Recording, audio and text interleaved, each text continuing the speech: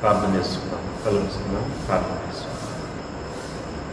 కృపా సత్య సంపూర్ణుడా, దయగల తండ్రి, మహాగణుడా, మహోన్నతుడా యేసయ్య, మీకే స్తుతులు స్తోత్రాలు వందనాలు చెల్లించుకుంటున్నా. దేవా మరి తండ్రి ప్రభువా, మీరు చేసినటువంటి గొప్ప కార్యములు, అద్భుతమైన కార్యములు, భీకరమైన కార్యములు దేవా మరి తండ్రి అన్నిటి కొరకు మీ స్తోత్రాలు చెల్లించుకుంటున్నాం. ఎర్ర సముద్రమును పాయలుగా చేసిన దేవుడవు, నీటిని ద్రాక్షరసముగా మార్చినటువంటి దేవుడవు, అనేకుల్ని స్వస్థపరిచినటువంటి దేవుడవు. దేవా మరి తండ్రి నాయన, మీ బలమును బట్టి, మీ శక్తిని బట్టి, మీ అధికారమును బట్టి మీ స్తోత్రాలు చెల్లించుకుంటున్నాం. దేవా మీతో సమానులను మేము ఎవరిని చూసి చెప్పగలం ప్రభువా? దేవా మీతో సమానంగా మేము ఎవరిని పోల్చలేమందును బట్టి మీ స్తోత్రాలు చెల్లించుకుంటున్నాం. దేవా మరి తండ్రి నాయన, అయా పరిశుద్ధ స్థలంలో చేరి దేవా ఎల్లప్పుడూ పరిశుద్ధుడు పరిశుద్ధుడు పరిశుద్ధుడు అని కొనియాడబడుచున్నటువంటి గొప్ప దేవా మీ స్తోత్రాలు చెల్లించుకుంటున్నాం. దేవాది దేవుడు అయినటువంటి మీరు మరొకసారి మమ్మల్ని జ్ఞాపకం చేసుకొని మరొక నూతన దినంలోని మమ్మల్ని ప్రవేశపెట్టడానికి మీ స్తోత్రాలు. త్వరాన్ని మేము వినడానికి సహాయం చేయమని ప్రార్థన చేస్తున్నాం. వినగలిగే చెవులు గ్రహించగలిగే హృదయాలు మాకు దయచేయండి. దేవాకు చూపించమని ప్రార్థన చేస్తున్నాను. ఆయన ఈ సమయాన్ని మాకు కొరకు దీవించమని యేసుక్రీస్తు వారి అతి పరిశుద్ధమైన నామములో ప్రార్థన చేసి అడిగి వేడుకుంటున్నాం పరలోకపు తండ్రి, ఆమేన్. యథా ప్రకారం కీర్తన గ్రంథము 91వ అధ్యాయము వచనం వెంబడి వచనం చదువుకున్నాం పిల్లరా. వచనము 91వ అధ్యాయం. మహోన్నతుని చాటున నివసించువాడే, సర్వశక్తిని నీడను విశ్రమించువాడు.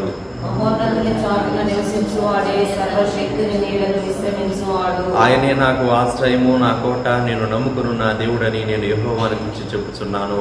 ఆయనే నాకు ఆశ్రయము, నా కోట, నేను నమ్ముకును నా దేవుడని నేను యెహోవాను గురించి చెప్పుచున్నాను. వేటకాని ఊరిలో నుండి ఆయన నిన్ను విడిపించును, నాశనకరమైన తెగులు రాకుండా నిన్ను రక్షించును. వేటకాని ఊరిలో నుండి ఆయన నిన్ను విడిపించును, నాశనకరమైన తెగులు రాకుండా నిన్ను రక్షించును. ఆయన తన రెక్కలతో నిన్ను కప్పును, ఆయన రెక్కల క్రింద నీకు ఆశ్రయం కలుగును. ఆయన సత్యము కేడమును డాలునై ఉన్నది. ఆయన తన రెక్కలతో నిన్ను కప్పును, ఆయన రెక్కల క్రింద నీకు ఆశ్రయం కలుగును. ఆయన సత్యము కేడమును డాలునై ఉన్నది. రాత్రి వేళ కలుగు భయమునకైనను, పగటి వేళ ఎగురు బాణమునకైనను, రాత్రి వేళ కలుగు భయమునకైనను, పగటి వేళ ఎగురు బాణమునకైనను, చీకటిలో సంచరించు తెగులునకైనను, మధ్యాహ్నమందు పాడు చేయు రోగమునకైనను నీవు భయపడుకుందువు. చీకటిలో సంచరించు తెగులునకైనను, మధ్యాహ్నమందు పాడు చేయు రోగమునకైనను నీవు భయపడుకుందువు. నీ ప్రక్కన 1000 మంది పడినను, నీ కుడి పక్కన 10,000 మంది కూలినను అపాయం నీ యొద్దకు రాదు.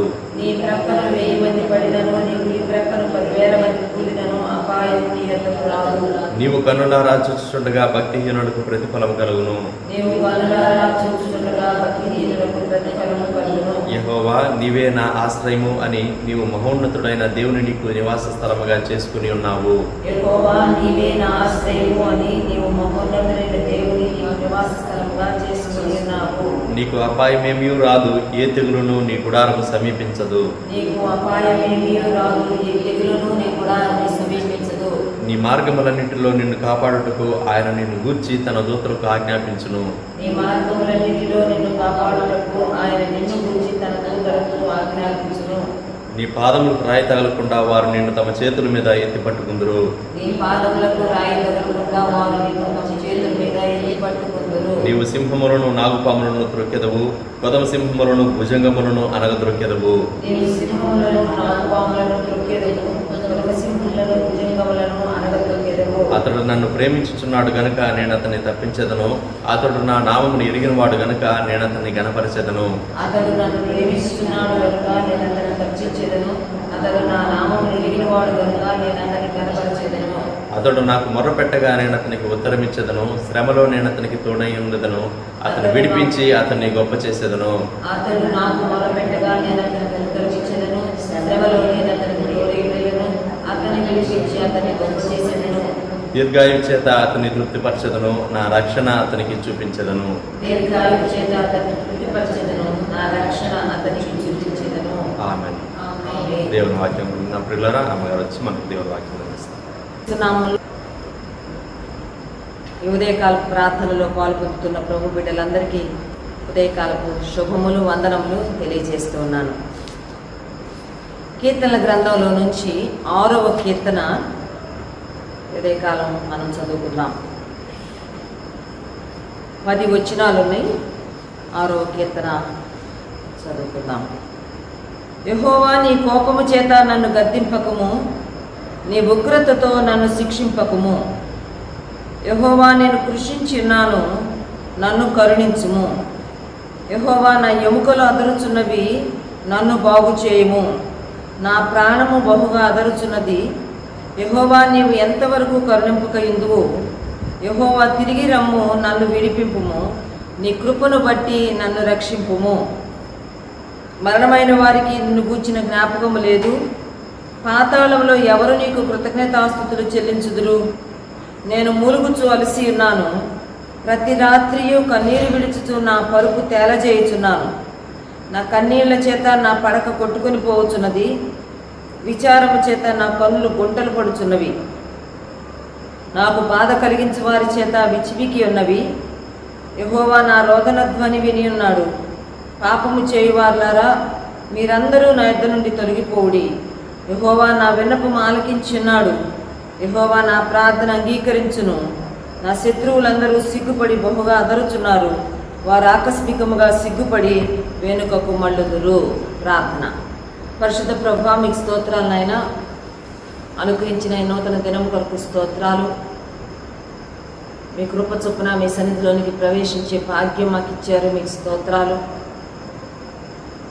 మనం మిమ్మల్ని స్తుతింపదు కానీ సజీవులే కదా ప్రభా, మిమ్మల్ని స్తుతించగలరు. అందుకే మమ్మల్ని మీరు ఇంకా జీవము కలిగి ఉనికి కలిగి ఇవి భూమి మీద సంచరించే స్థితిలో ఉంచారు. మీకు స్తోత్రాలు ప్రభా. ఈ ప్రాతకాల ప్రార్థనలోనికి మమ్మల్ని ప్రవేశపెట్టారు. మీకు స్తోత్రాలు. మీ లేఖనములను మా కొరకు ఆశీర్వదించి అందులో ఉన్న ఆశ్చర్యకరమైన సంగతులను మాకు చూపించండి. మేము చూడడానికి సహాయం చేయండి. మా మనోనేత్రాలను వెలిగించండి. మీ శక్తిగల కార్యాలు మా జీవితంలో జరిగించండి. మీ దోసరాలుగా నన్ను నేను అప్పగించుకుంటూ ఉండగా కృపలో బలపరిచి మీ చేతిలోనికి తీసుకొని మీ నోటి కూరగా వాడుకొని మహిమను పొందమని యేసుక్రీస్తు నామములోనే ప్రార్థిస్తున్నాం తండ్రి. ఆమేన్. కీర్తన సంఖ్య 6. ఈ కీర్తనలో మొత్తం 10 వచనాలు ఉన్నాయి. ఇది ఒక ప్రార్థన. A prayer in anguish, a prayer in deep sorrow. చాలా దుఃఖములో ఉండి దావీదు చేస్తున్న ప్రార్థన. తన ప్రార్థన ఒక కీర్తనగా తాను రచిస్తూ ఉన్నాడు, రాస్తూ ఉన్నాడు.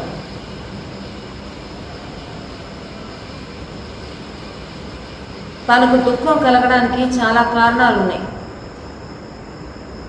ఇంకా చెప్పాలంటే పాపము చేయడము వలన కలిగిన దుఃఖములో దావీదు కీర్తన రాస్తున్నాడు. మన జీవితాల్లో కొన్నిసార్లు కొన్ని వస్తువులు పోగొట్టుకున్నప్పుడు, కొంతమంది ప్రియులను పోగొట్టుకున్నప్పుడు, నానా కారణాల వల్ల మనం దుఃఖానికి గురవుతూ ఉంటాం. అయితే ఇక్కడ భక్తుడైన దావీదు తాను పాపము చేసినందుకు లేక తాను దేవుని మార్గాల్లోంచి పక్కకు తప్పిపోయినందుకు చాలా బాధపడుతూ ఈ కీర్తన రాస్తున్నాడు. ఎంత మంచి లక్షణం. చాలాసార్లు మన జీవితాల్లో ఎన్నో తప్పులు చేస్తుంటాం, పాపాలు చేస్తుంటాం. కానీ వాటిని గురించి బాధపడడానికి, రిగ్రెట్ అవ్వడానికి, పశ్చాత్తాపడడానికి ఇష్టపడం. మనల్ని మనం ఒప్పించుకోవడానికి, మెప్పించుకోవడానికి ప్రయత్నం చేస్తాం. అయితే దావీదు దేవుని హృదయానుసారుడుగా, దేవుని చిత్తానుసారుడుగా పరిగణించబడ్డానికి గల ముఖ్య కారణం ఏంటంటే, ఒక సామాన్య మానవుడిగా శరీరంలో ఉన్నాడు కాబట్టి తాను తప్పులు చేశాడు. అయితే ఆ తప్పులను గురించి ఒక డీప్ సారో తాను అనుభవిస్తూ వచ్చాడు, దుఃఖపడుతూ వచ్చాడు, బాధపడుతూ వచ్చాడు, పశ్చాత్తాపడుతూ వచ్చాడు. దేవుని సన్నిధిలో ఒప్పుకొని దేవుని కృప కొరకు మొరపెడుతూ వచ్చాడు. ఎవరో కీర్తనలో మనం ఆ భావాలే చూస్తాం. ఈ కీర్తనకి బైబిల్ పండితులు పెనిటెన్షియల్ సామ్ అని పేరు పెట్టారు. అంటే పాపము చేయుట వలన వచ్చిన దుఃఖములో రాసిన కీర్తనలు పెనిటెన్షియల్ సామ్స్. ఈ 150 కీర్తనల్లో దావీదు రాసిన 73 కీర్తనల్లో కనీసం 6 కీర్తనలు ఇటువంటి పెనిటెన్షియల్ సామ్స్గా గుర్తించబడ్డాయి. అంటే తన యొక్క బాధలో, తప్పు చేసినప్పుడు, త్రోవ తప్పిపోయినప్పుడు ఎంతో పశ్చాత్తాపంతో తాను రాసిన 6 కీర్తనలలో ఇది మొదటి కీర్తన. మిగిలిన కీర్తనలు 32, 38, 51, 130, 143. తక్కువ లేకుండా 6 కీర్తనలు దావీదు రాసుకుంటూ వచ్చాడు. ఎప్పుడంటే తప్పిపోయినందుకు బాధపడుతూ రాశాడు. ఈ కీర్తన ఏ నేపథ్యంలో రాశాడో అంత క్లారిటీ మనకు లేదు. కానీ ఒకవేళ ఊరియా భార్య అయిన బత్షెబా దగ్గరికి వెళ్ళి పాపం చేసి వచ్చి ఆ పాపాన్ని కప్పిపెట్టుకోవడానికి ఊరియాని యుద్ధభూమిలో చంపించినప్పుడే రాశాడు, లేక 2 సమూయేలు గ్రంథం 24వ అధ్యాయంలో వద్దంటే కూడా యోవాబు వినకుండా ప్రజాసంఖ్య వ్రాయించినప్పుడు తాను దేవుని కోపానికి గురి అయి దేశ ప్రజల మీదకు దేవుని తెగులు వచ్చినప్పుడు గాద్ అనే ప్రవక్త వచ్చి తనతో నువ్వు తప్పు చేశావన్నప్పుడు ఆ తప్పును గురించి తాను పశ్చాత్తాపడుతూ ఈ కీర్తన రాశాడో తెలియదు. లేక నానా బాధలలో, నానా రీతులైన ఇబ్బందులలో అబ్షలోం వలన, షెబా వలన, షిమీ వలన చాలా విపరీతమైన సారోలోకి, దుఃఖంలోకి వెళ్ళిపోయినప్పుడు ఈ కీర్తన రాశాడో మనకి క్లారిటీ అయితే లేదు. కానీ ఇందులో తాను స్పష్టంగా దేవునికి తన భావాలు వ్యక్తీకరించుకుంటున్నట్టుగా మనం చూస్తాం. ఇది మన జ్ఞాపకం చేస్తున్న ఇంకొక విషయం ఏంటంటే, ఈ కీర్తన ద్వారా మనం ప్రోత్సాహం పొందవలసిన వారు ఉన్నాం. ఏమనంటే, తప్పు చేసినప్పుడు, దేవుడు మనల్ని మందలించినప్పుడు, దేవుడు మనల్ని సరిచేస్తున్నప్పుడు, క్రమపరుస్తున్నప్పుడు మనం ఆయన దగ్గర నుంచి దూరంగా వెళ్ళిపోకూడదు. ఆయన్నే పట్టుకొని ఆయన కృప కొరకు, ఆయన క్షేమం కొరకు ప్రార్థన చేయాల్సిన వారు ఉన్నాం. దావీదు తప్పు చేశాడు, దేవుడు మందలిస్తుంటే దేవుడి నుంచి దూరంగా వెళ్ళిపోవట్లేదు. ఈయన నన్ను శిక్షిస్తున్నాడు, ఈయన నన్ను గద్దిస్తున్నాడు, ఈయన దగ్గర నేను ఉండను అని పారిపోవట్లా. తాను గద్దిస్తున్నా, తాను మందలిస్తున్నా, తనను క్రమశిక్షణలోనికి తెస్తున్నా దేవునికి ఇంకా దగ్గరగా వచ్చి ఈ కీర్తన రాస్తున్నాడు. చూడండి, ఈ 6వ కీర్తనలో తక్కువ లేకుండా 8 సార్లు యెహోవా యెహోవా యెహోవా అంటూ వస్తున్నాడు. Oh my lord, oh lord, oh lord అంటూ వస్తున్నాడు. ఈ అధ్యాయాన్ని మనం క్షుణ్ణంగా ధ్యానం చేస్తే నేను చెప్తున్న ఈ విషయాలు అందులో మనకు స్పష్టంగా కనబడాలి. కనీసం 8 సార్లు. అంటే ఈ కీర్తన కేవలం దేవుడితో తను మాట్లాడుకుంటున్న కీర్తన. యెహోవా యెహోవా యెహోవా అని 8 సార్లు దేవునితో తను మాట్లాడుకుంటున్నాడు. Is calling God again and again. మరలా మరలా మరలా దేవా దేవా దేవా అని చెప్పుకుంటున్నాడు. సరే, ఏంటి యెహోవాకు తన మొరపెట్టు ఏ రకమైన భావాలు తన దేవుని సన్నిధిలో ఎక్స్ప్రెస్ చేస్తున్నాడు, వెలబుచ్చుతున్నాడు అని చూస్తే మొదటి వచనంలో, నీ కోపము చేత నన్ను గద్దింపకము, నీ ఉగ్రతతో నన్ను శిక్షింపకము. దేవుని యొక్క కోపము లేక దేవుని యొక్క ఉగ్రత అక్కడ తాను తన జీవితంలో చూస్తున్నాడు. నాతాను ప్రవక్త వచ్చి నువ్వు తప్పు చేశావు, నీ జీవితకాలం అంతా యుద్ధాలే ఉండబోతున్నాయి అని కొన్ని చెప్పినప్పుడు చాలా it was terrible to him. అది తాను భరించలేకపోయాడు. నాతాన్ దగ్గర అప్పటికప్పుడే కుప్పకూలిపోయి ప్రార్థన చేస్తాడు, ప్రభువా నా పాపం క్షమించు అని. ఈ ప్రజాసంఖ్య తీసినప్పుడు కూడా జనసంఖ్య గాదు అనే దీర్ఘదర్శి వచ్చి నువ్వు ఇలా చేసావు అన్నప్పుడు తాను కూడా అక్కడ కుప్పకూలిపోయి, అయ్యా నేను పాపం చేశాను, నేను దుర్మార్గుడిని అని తాను దేవుని సన్నిధిలో విలపిస్తున్నట్టుగా మనం చూస్తాం. కారణం ఏంటంటే తప్పు చేసినప్పుడు దేవుడు తన బిడ్డలను గద్దిస్తాడు. త్రోవ తప్పి వెళ్ళిపోతున్నప్పుడు దేవుడు తన బిడ్డలను డిసిప్లైన్ చేస్తాడు. ఇక్కడ ఈ గద్దింపు, ఈ శిక్ష అదేంటంటే దేవుడు ప్రేమతో చేస్తున్నాడు. ఇంకా చెప్పుకోవాలంటే దీన్ని దేవుణ్ణి గద్దించొద్దు అంటలేదు, దేవుణ్ణి శిక్షించొద్దు అంటలేదు కానీ నీ గద్దింపులో ఉన్న కోపం నేను తట్టుకోలేకపోతున్నా, నీ డిసిప్లైన్లో ఉన్న ఉగ్రత నేను తట్టుకోలేకపోతున్నాను అంటున్నాడు. దేవా నన్ను గద్దించు, కానీ కోపముతో కాదు, నన్ను శిక్షించు, డిసిప్లైన్ చేయి, కానీ నీ ఉగ్రతతో, అంటే నీ ఉగ్రత, నీ కోపం నేను తట్టుకోలేకపోతున్నాను అని దావీదు దేవునితో చెప్తున్నాడు. భక్తుడు దేవుని గద్దింపును తృణీకరించట్లా, దేవుడి శిక్షలను తృణీకరించట్లేదు, కానీ ఆ గద్దింపుతో, ఆ శిక్షణతో వచ్చే దేవుని యాంగర్ అండ్ రాత్, కోపము, ఉగ్రతను తాను ఓర్చుకోలేక ఈ కీర్తన రాస్తాడు. అంత మంచి విషయం. అవును, దేవుడు మనల్ని గద్దించినప్పుడు మనం దాన్ని తీసుకోవాలి. తాను తప్పు చేసి తప్పిపోయినప్పుడు దేవుడు తను గద్దిస్తుంటే పారిపోవటం లేదు, దేవుడి దగ్గరికే వచ్చి దేవా దేవా దేవా అని అంటూ వస్తాడు. యోబు గ్రంథము 5వ అధ్యాయం 17వ వచనంలో అక్కడ ఒక మాట మనకు కనబడుతుంది. యోబు గ్రంథము 5వ అధ్యాయం 17వ వచనం, దేవుడు గద్దించు మనుష్యుడు ధన్యుడు, కాబట్టి సర్వశక్తులకు దేవుని శిక్షను తృణీకరింపకము. ఎవరిని దేవుడు మందలిస్తాడో, ఎవరిని దేవుడు గద్దిస్తాడో వాడు ధన్యుడు. ఎవరిని దేవుడు శిక్షిస్తాడో, లేక డిసిప్లైన్ చేస్తాడు, ఇంగ్లీష్లో డిసిప్లైన్ ఉంది, ఇక్కడ శిక్ష ఉంది కాదు, అట్టి వారంట దేవుణ్ణి తృణీకరించకూడదంట. సమ్టైమ్స్ గాడ్ డిసిప్లైన్స్ అస్, మనల్ని క్రమపరచడానికి ప్రయత్నం చేస్తాడు, గద్దించడానికి ఇష్టపడతాడు.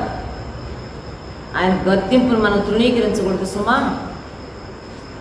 ఆయన మనల్ని శిక్షించినప్పుడు, మందలించినప్పుడు ఆయన దగ్గర నుంచి దూరంగా వెళ్ళిపోకూడదు. దేవుడు గద్దించు మనుష్యుడు ధన్యుడు.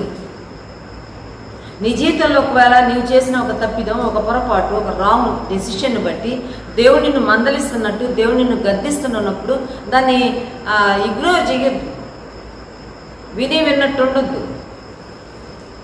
ఇంకా చాలా సునిశ్చితంగా విను. What God is speaking to you. దేవునికి ఏం చెప్పాలనుకుంటున్నాడు విను. ఆ గద్దింపును రిసీవ్ చేసుకో. ఎందుకంటే దేవుడు గద్దించు మనుషుడు ధన్యుడు. ఈ మాట హెబ్రీ పత్రిక 12వ అధ్యాయంలో హెబ్రీ గ్రంథకర్త కూడా ఈ మాట కోట్ చేస్తున్నాడు. హెబ్రీ పత్రిక 12వ అధ్యాయం 5-6 వచనాలు. నా కుమారుడా, ప్రభువు చేయు శిక్షను తృణీకరించకము, ఆయన నిన్ను గద్దించినప్పుడు విసుకకుము. ప్రభువు తాను ప్రేమించు వానిని శిక్షించి తాను స్వీకరించు ప్రతి కుమారుని దండించును అని కుమారులతో సంభాషించినట్లు మీతో సంభాషించు ఆయన హెచ్చరికను మరచితిరి.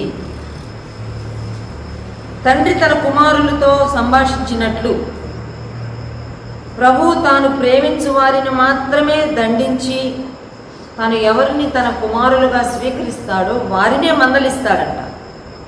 తెలుసా? కొంతమంది ఏమి చేస్తున్నా వాళ్ళకి ఏమీ అవ్వదు, మనకే అర్థం కాదు. ఏం దేవుడికి కనపట్టలేదా? ఇంత దుర్మార్గంగా, ఇంత దౌర్జన్యంగా, ఎంత అక్రమంగా, ఇంత న్యాయంగా ప్రవర్తిస్తుంటే ఎందుకు దేవుడు మౌనంగా ఉన్నాడు? వై గాడ్ ఈజ్ సైలెంట్ అని అనుకుంటా ఉంటాం చాలాసార్లు మనం. దేవుడు ఎవరిని తన బిడ్డలుగా, తన కుమారులుగా అంగీకరిస్తాడో వాళ్ళ విషయంలోనే మందలింపు, వారి విషయంలోనే క్రమశిక్షణ, మిగిలిన వారి విషయంలో ఆయన వారిని వదిలివేస్తాడు. తండ్రి తన కుమారుని శిక్షించినట్లు, మందలించినట్టు, ప్రభు నిన్ను శిక్షించేటప్పుడు, ప్రభు నిన్ను మందలించేటప్పుడు విసుక్కోవద్దు, తృణీకరించవద్దు. Don't reject his discipline. విసిగిపోవద్దు. ఇంత చిన్నది చేస్తే కూడా దేవుడు నాకు ఇంత పెద్ద శిక్ష పెట్టాలా? ఒక్కసారి ఒక్క మాట తప్పిపోతే కూడా, జారిపోతే కూడా దేవుడు నాతో ఇంత కఠినంగా నా చేత ఒప్పింప చేయాలా అని మనం విసుక్కోవాల్సిన అవసరం లేదు. ఎందుకో తెలుసా? ఎవరిని దేవుడు తన కుమారులుగా, తన సంతానంగా, తన బిడ్డలుగా అంగీకరించాడు వారిని ఆయన గద్దిస్తాడు, వారిని ఆయన మందలిస్తాడు. అందుకే ఈ కీర్తనలో దేవుని గద్దింపును, దేవుని శిక్షను తృణీకరించట్లేదు, కానీ దాని యొక్క తీవ్రతను తగ్గించమని అడుగుతున్నాడు. అయ్యా, కోపముతో కూడిన నీ గద్దింపును, ఉగ్రతతో కూడిన నీ శిక్షను నేను తట్టుకోలేకపోతున్నాను, కానీ నీ గద్దింపు నాకు కావాలి, నీ క్రమశిక్షణ కూడా నాకు కావాలని తాను ఇక్కడ చెప్తున్నాడు. ఇక్కడ ఈ తర్వాత వచనాల్లో అంటాడు, 2వ వచనం నుంచి లేక 1వ వచనం నుంచి ఒక 6 మాటలు నేను గబగబా గుర్తు చేస్తాను. లేక 2వ వచనం నుంచి, నేను కృషించి ఉన్నాను, నన్ను కరుణించుము. తర్వాత మాట, నన్ను బాగు చేయుము. తర్వాత 4వ వచనంలో, నన్ను విడిపించుము, అలాగే నన్ను రక్షించు. Have mercy on me. నన్ను కరుణించు, నన్ను బాగు చేయి, నన్ను విడిపించు, నన్ను రక్షించని తిరిగి దేవునికి తాను మొరపెట్టుకుంటూ ఉన్నాడు. కారణం ఏంటంటే, తన మీదకి వచ్చిన ఈ డిసిప్లిన్, ఈ గద్దింపులో ఈ బికేమ్ సిక్, అనారోగ్యం, జబ్బు పడిపోయాడు, బాధపడిపోయాడు, దిగులు పడిపోయాడు. 2వది విపరీతమైన సారోలోకి వెళ్ళిపోయాడు. తర్వాత వచనాల్లో అంటాడు, 6-7 వచనాల్లో, నేను మూలుగుచు అలసి ఉన్నాను, ప్రతి రాత్రియు కన్నీరు విడిచుచు నా పరుపు తేలచేయుచున్నాను, నా కన్నీళ్ళ చేత నా పరుపు పడక కొట్టుకొని పోవచ్చున్నది, విచారము చేత నా కన్నులు గుంటలు పడుచున్నవి. చాలా విచారం, చాలా దుఃఖం, నిద్ర లేదు, నిద్ర పట్టట్లేదు, పరుపు తేలిపోతుందంట, కన్నీళ్ళలో కొట్టుకుపోయే అంత ఏడుపంట, డీప్ సారు. 2వది చాలా దిగాలు పడిపోయాడు, సిక్ అయిపోయాడు. అందుకే అంటున్నాడు 2వ వచనంలో, నా ఎముకలు అదరుచున్నవి, లేక నేను కృషించి ఉన్నాను, పై మాట, నన్ను బాగు చేయు. బాగా చిక్కుపోయా, కృషించిపోయాను, క్షీణించిపోతున్నా, ఎముకలు అదరుచున్నవి, నా ప్రాణము బాగుగా అదరుచున్నది, నన్ను బాగు చేయము. కిందకి వెళ్ళాక 7వ వచనంలో అంటాడు, విచారము చేత నా కన్నులు గుంటలు పడుచున్నవి, నాకు బాధ కలిగించు వారి చేత అవి చివికి ఉన్నవి. చాలా విచారం, ఆ విచారం వల్ల తాను కృషించిపోయాను అంటున్నాడు. దిగులు అనేది, విచారం అనేది ఒక మనిషిని నిజంగానే కృషించిపోయేటట్టు, క్షీణించిపోయేటట్టు చేస్తుంది. అనారోగ్యం కూడా అంతే.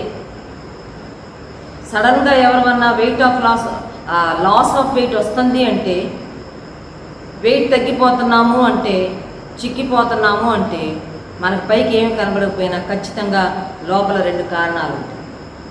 ఒకటి భయంకరమైన విచారము, లేక మనకు కనబడని, మనకు తెలియని ఒక అనారోగ్యం లోపల చోటు చేసుకుంది. ఈ రెండిట్లో ఏదో ఒక రీజన్ ఉంటుంది. చిక్కిపోతున్నామంటే, కృషించిపోతున్నామంటే. అన్నాడు, నా విచారము చేత నా కన్నులు గుంటలు పడుచున్నవి. ఒక మాట అన్నాడు, నాకు బాధ కలిగించు వారి చేత అవి చివికి ఉన్నవి. ఇక్కడ దావీదు లైఫ్లో 4 రకాలైన ఫీలింగ్స్ మధ్యలో తాను క్రష్ అయిపోతున్నాడు. ఒక ప్రక్క తాను చేసిన తప్పిదాలను బట్టి దేవుడు తను డిసిప్లైన్ చేస్తున్నాడు, దేవుడు తను గద్దిస్తున్నాడు. 2వది చాలా సారో, దిగులు పడుతున్నాడు, అదొక ప్రక్క తన మీద పనిచేస్తూ ఉంది. 3వది సిక్నెస్, అనారోగ్యం వచ్చేసింది, బాగు చేయుము అంటున్నాడు. ఎముకలు అదిరిపోతున్నాయి, ప్రాణం అదిరిపోతుంది అంటాడు. 4వది తనను బాధించేవారు తన చుట్టూరా చేరున్నారు. దేవుడు ఒక వ్యక్తిని డిసిప్లైన్ చేస్తుంటే ప్రక్కన మనిషి అంటాడు, చూచే వ్యక్తి అంటాడు, చొరవ తీసుకొని హద్దులు దాటి ముందుకు వచ్చేసి దేవుని చిత్తంలో లేడు, దేవుని ఏర్పాట్లో లేడు, అందుకే దేవుడు బాగా కొడుతున్నాడు, బాగా శిక్షిస్తున్నాడు, అందుకే ఈ జబ్బు వచ్చింది, అందుకే ఈ కష్టం వచ్చిందని ఓ ప్రక్క మనిషి మాటలు అంటుంటాడు. చాలా బాధాకరమైన విషయం. యోబు సిక్కవ్వడానికి గల కారణం యోబు యొక్క తప్పిదం కాదు, దేవుడు అపవాది ముందు ఒక ఛాలెంజ్ విసిరాడు. నా సేవకుడైన యోబును గురించి నువ్వు ఎప్పుడన్నా విన్నావా? అతని యథార్థతను గురించి, భక్తిని గురించి నువ్వు ఎప్పుడన్నా విన్నావా? వెళ్ళి చూసుకో అని పంపించాడు. అపవాది వచ్చి యోబు మీద దాడి చేస్తుంటే ముగ్గురు ఫ్రెండ్స్, ఆదరించాల్సిన ఫ్రెండ్స్ వచ్చి తను బాధించేవారుగా అయిపోయారు. చుట్టూరు కూర్చునేశారు. నువ్వు ఇలా చేసి ఉంటావు, అలా చేసి ఉంటావు, మాకు పైకి కనబడలేదు కానీ, ఎవరికి తెలవలేదు కానీ, విధవరాళ్ళ ఆస్తిని దోచుకొని ఉంటావు, తల్లిదండ్రులు లేని బిడ్డల్ని బాధ పెట్టి ఉంటావు, వాళ్ళ పొలాలు వీళ్ళ ఆస్తులు వేసేసుకొని ఉంటావు, అందుకే నీకు నీ బాధలు వచ్చినాయి, అందుకే నీకు ఈ గతి పట్టిందని యోబును బాధించేవారు ఎక్కువైపోయారు. నోటి మాటల వల్ల కలుగు నొప్పి చేత యోబుని చాలా బాధ పెట్టేశారు. ఇక్కడ దేవుడు ఒక పక్క దావీదును డిసిప్లైన్ చేస్తుంటే, దేవుడు దావీదును గద్దిస్తుంటే, మళ్ళీ చుట్టుపక్కల వాళ్ళు అంటున్నారు అంతే అవ్వాలి, చచ్చిపోతాడు, ఇంక లేవడు, ఆ పడకన మీద నుంచి ఇంక లేవడు, దేవుని తీర్పు వచ్చేసింది, దేవుని ఉగ్రత వచ్చేసింది అని తను బాధించే వాళ్ళు ఎక్కువైపోయారు. చాలాసార్లు మన జీవితంలో కూడా ఈ సిచ్యుయేషన్స్కి వెళ్తుంటాం. ఒకవేళ 4 ఒకేసారి రాకపోయినా 3 ఒకేసారి కమ్ముకున్న పరిస్థితులు, 2 ఒకేసారి కమ్ముకున్న పరిస్థితులు ఎంతో దేవుని సందులో బాధపడేవారు అనుకుంటాం. ఆ పరిస్థితుల్లో దావీదు ఏమి చేశాడో మనం అది చేయాలి. దావీదు తనకు ఆదరణ కలుగు చేసే దేవుడిని పట్టుకున్నాడు. దేవుడి దగ్గరికి వచ్చాడు. యెహోవా యెహోవా యెహోవా తక్కువ లేకుండా 6 సార్లు అన్నాడు, నన్ను కరుణించుము, నన్ను బాగు చేయము, నన్ను విడిపించుము, నన్ను రక్షించుము, నువ్వే నాకేమైనా చెయ్యాలి. చుట్టుపక్కల వాళ్ళందరూ నాకు ఏమైనా జరగాలని చూస్తున్నారు. వాళ్ళు సమయం దొరికితే అదను దొరికితే, అవకాశం దొరికితే కీడు చేయాలని చూస్తున్నారు. కానీ there is none to have mercy on me. నన్ను కరుణించాలని, నా మీద జాలిపడాలని, నాకు ప్రేమ ఇవ్వాలని ఎవరికి లేదు. నువ్వు నన్ను కరుణించు, నన్ను బాగు చేయము, నన్ను విడిపించుము, నన్ను రక్షించుము అని ప్రార్థన చేస్తున్నాను. ఇట్ టుక్ సమ్ టైం, కొంత టైం పట్టింది. దేవుడు దావీదును తిరిగి రెస్టోర్ చేయడానికి కొంత టైం పట్టింది. అది తనకు చాలా ఎక్కువ టైం లాగా కనపడుతుంది. అందుకే అంటున్నాడు 3వ వచనంలో, యెహోవా నీవు ఎంతవరకు కరుణింపక ఎందువు, యెహోవా తిరిగి రమ్ము నన్ను. హౌలాం నాకు ఎట్లుందంటే, ఒక్కొక్క రోజు గడవాలంటే చాలా ఎక్కువగా ఉంది. చాలా రోజులు నన్ను వదిలిపెట్టేసినట్టుంది. ఎంత కాలము నన్ను కరుణింపక ఉందువు, యెహోవా తిరిగి రమ్ము. ఇక్కడ దావీదు తన కష్టాలన్నిటి మధ్యలో తన యొక్క దృష్టి అంతా దేని మీద ఉందంటే రెస్టోరేషన్ మీద ఉన్నది. తనను గద్దిస్తూ, తనను శిక్షిస్తూ దూరంగా వెళ్ళిపోయిన ఆ దేవుని సన్నిధి కోసం he was longing. Lord come back, మళ్ళా రా నా దగ్గరికి వచ్చి, నువ్వు నాకు దూరంగా వెళ్ళిపోయావు, నేను నీకు దూరంగా వెళ్ళిపోయాను, ఈ ఎడబాటును నేను తట్టుకోలేను, ఎంతవరకు ఎంత కాలము నువ్వు నాకు దూరంగా ఉంటావు. లార్డ్ కమ్ బ్యాక్, తిరిగిరా, నాకు నువ్వు కావాలి, నువ్వు లేకుండా నేను బ్రతకలేను అని దావీదు అంటాడు. మనం కూడా దేవుని ఇది అడగాలి. ప్రభువా నిన్ను వదిలిపెట్టి కొంచెం దూరం కూడా నేను వెళ్ళలేను, నిన్ను వదిలిపెట్టి నేను దూరం అయిపోలేను, నీకు నువ్వు రా నా దగ్గరికి, ఇదిగో నేను నీ దగ్గరికి వస్తాను. యాకోబు పత్రికలో ఒక మంచి మాట చూడండి, 4వ అధ్యాయం. యాకోబు పత్రిక 4వ అధ్యాయంలో 8వ వచనం, దేవుని యొద్దకు రండి, అప్పుడు ఆయన మీ యొద్దకు వచ్చును. పాపులారా మీ చేతులను శుభ్రము చేసుకొనుడి, ద్విమనస్కులారా మీ హృదయములను పరిశుద్ధపరచుకొనుడి. Come unto Lord and he will come unto you. మీరు దేవుని యొద్దకు రండి, ఆయన మీ యొద్దకు వచ్చును. దావీదు దేవుడి దగ్గరకు వచ్చి మొరపెడుతున్నాడు అంటున్నాడు, అయ్యా నేను నీ దగ్గరికి వచ్చా, నువ్వు నా దగ్గరికి తిరిగి రమ్ము, ఎంతవరకు నీవు నాకు దూరంగా కరుణింపగా ఉండు అని దేవుని యొక్క కరుణ కొరకు ఇక్కడ తాను దేవుని సన్నిధిలో ప్రార్థన చేస్తున్నట్టుగా మనం చూస్తాం. ఆఖరికి తనకు దొరికిన జవాబు ఏంటంటే 8వ వచనంలో అంటున్నాడు, యెహోవా నా రోదన ధ్వని విని ఉన్నాడు. 9వ వచనం, యెహోవా నా విన్నపము ఆలకించి ఉన్నాడు, యెహోవా నా ప్రార్థన అంగీకరించును. నా ప్రార్థన విన్నాడు, నా రోదన ధ్వని విన్నాడు, నా ప్రార్థన ఆయన అంగీకరించబోతున్నాడు. His answer is going to come. దేవుని దగ్గర నుంచి నా జవాబు నా దగ్గరికి రాబోతుంది. దేవుడి దగ్గరికి వచ్చిన వాళ్ళని ఎవరిని ఆయన తృణీకరించడు.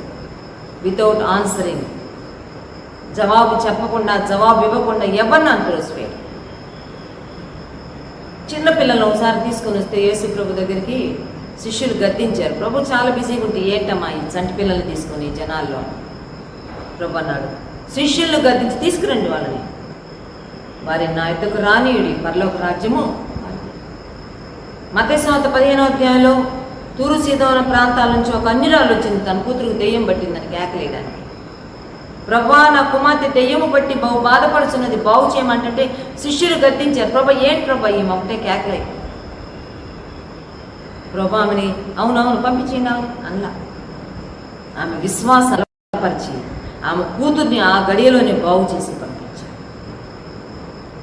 గుడ్డి భిక్షకుడు ఓ గుడ్డోడు రోడ్డు పక్కన కూర్చొని ప్రభు వెళ్తా ఉంటే కేకలేస్తున్నాడు. ఆ శిష్యులు జనసమూహం అన్నారే గమనం ఊరకుండమన్నారు. వీడు మరెక్కువగా కేకలు వేశారంట. ప్రభు తీసుకురండి ఆ గుడ్డోడిని అని చెప్పి దగ్గరికి తీసుకొని, నేను మీకు ఏం చేయగోరుచున్నామని అడిగి, ప్రభా నాకు నేను దృష్టి కోరుచున్నానంటే సరే అని చెప్పి ఆరోగ్యం ఇచ్చి దృష్టి ఇచ్చి. ఈ 6వ కీర్తనలో దావీదు ఒక పక్క దేవుని గద్దింపు, దేవుని శిక్షణ, మరొక ప్రక్క ఒంట్లో భయంకరమైన అనారోగ్యం,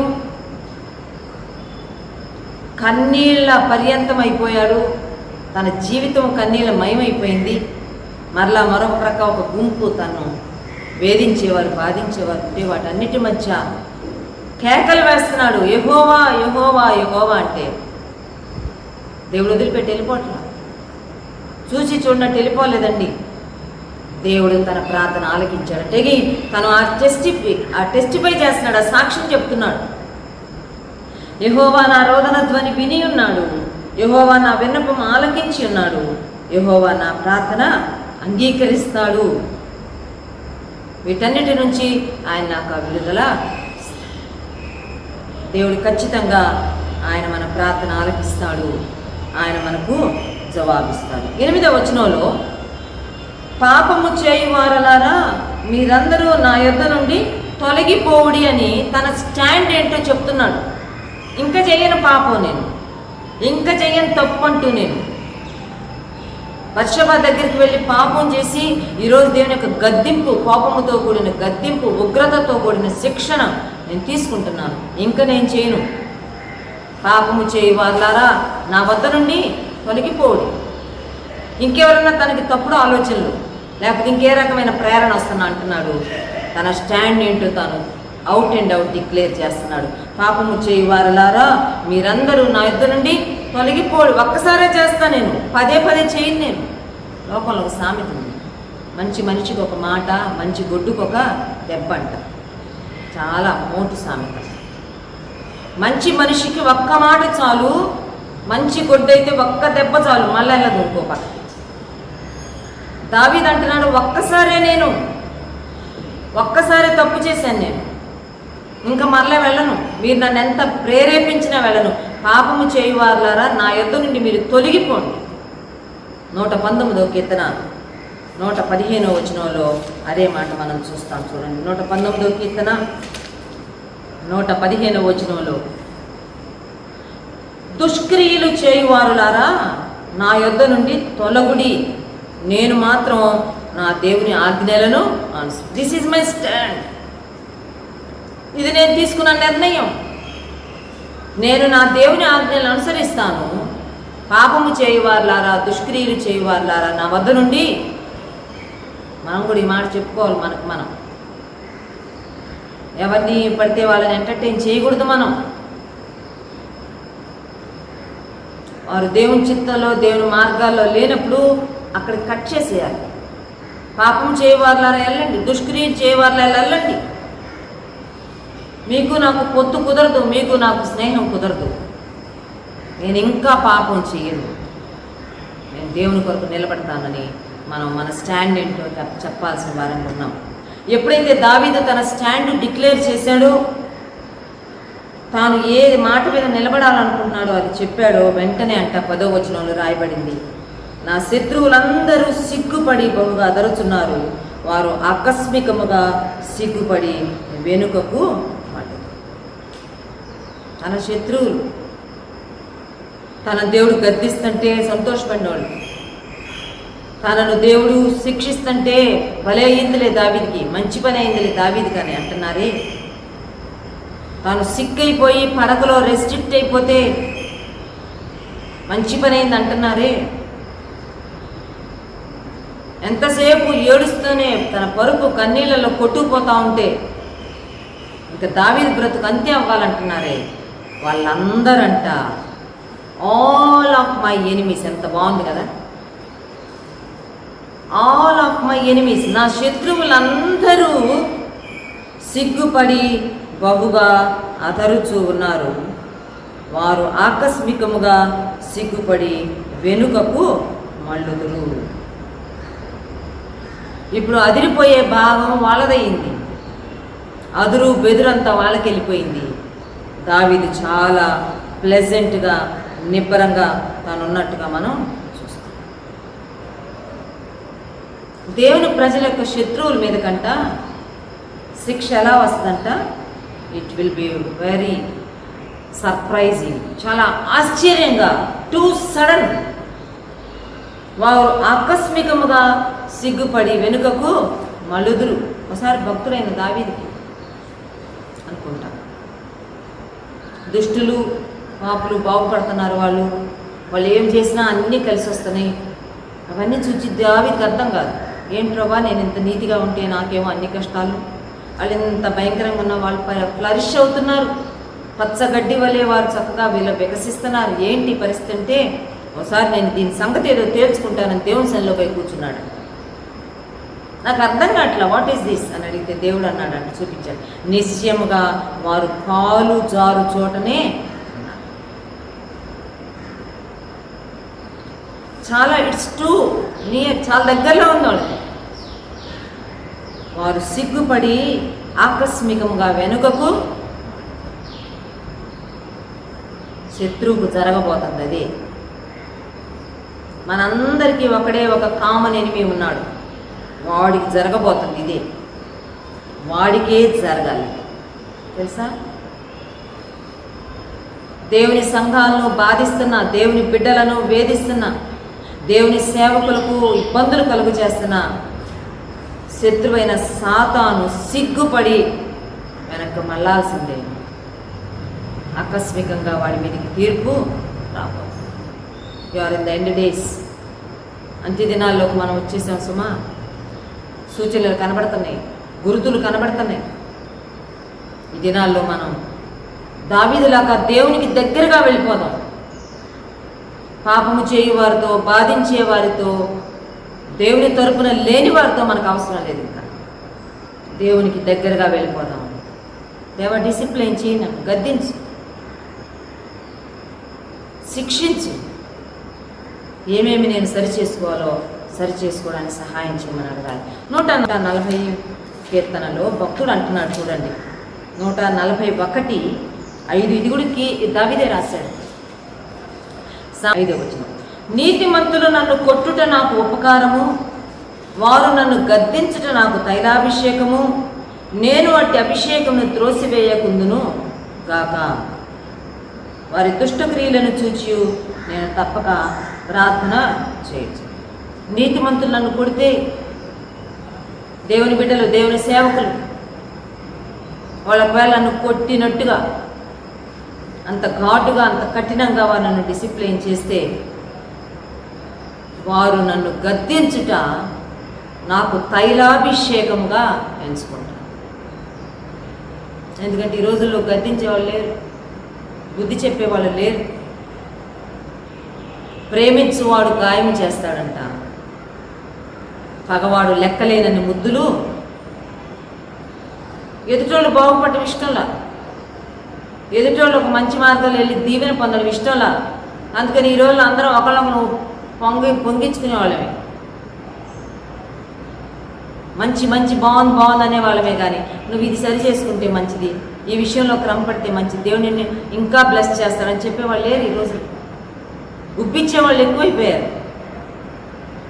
భక్తుడు దావీదు అంటున్నాడు, వారు నన్ను గద్దించుట, నీతిమంతుడు నన్ను కొట్టుట, నీతిమంతుడు నన్ను గద్దించుట నాకు తైలాభిషేకము, నేను అట్టి అభిషేకమును త్రోసివేయకుందును గాక.